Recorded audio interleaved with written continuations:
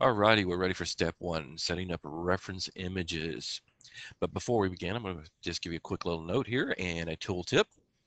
When I modeled this truck, I didn't have reference images. I modeled it with a little Hot Wheels truck, so it came out pretty good, I think. So the tool tip is this little guy up here is a toggle grid. Now what it does is turn off your grid and turn on your grid, turn off your grid. And I've added it to the toolbar up here. I like that because sometimes when I'm modeling, especially fast, those lines will drive me crazy. So I like to be able to turn the grid off unless I need them. Okay, now let's get into setting up the reference images. But first we need to open up the scene file. So go to File, Open, navigate to your tutorial disk, and open the folder Lowrider to Disk 1. Once you have that open, select the Start Toot 1, click Open, and it'll load up to the front view, F4. If not, push F4. Then go to Edit, Config All, then select the back here, and now we need this area here so we can work in it, but it's highlighted and covered up or grayed out so we can't use it. To activate it, just simply click your viewport. This lights up now. There's no image there, but click this little tab here. Navigate again to your Lowrider folder and open the blueprint folder.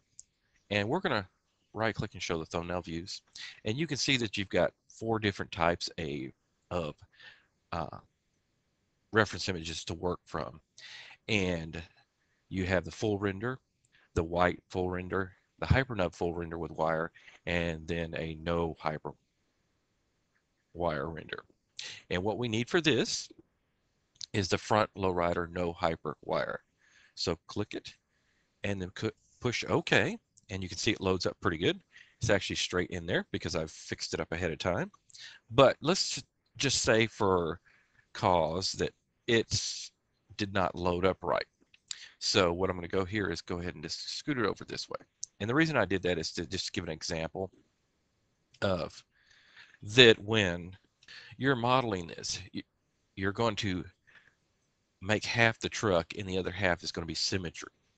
And if our middle build line is from here and we build this way, it's going to cause problems when we add symmetry because symmetry is going to go off the Y. Now you can adjust it and everything symmetry so that it goes off there and stuff like that, but that's just more work. I want it to actually automatically happen when I'm building the model. So if we built it from here and then we add the symmetry, what's going to happen is going to be a whole bunch of screwed up meshes down the center here. So we need to straighten this. The easiest way to do that is what I always do is check this box right here. So if it's checked, uncheck it. If not, you can leave it.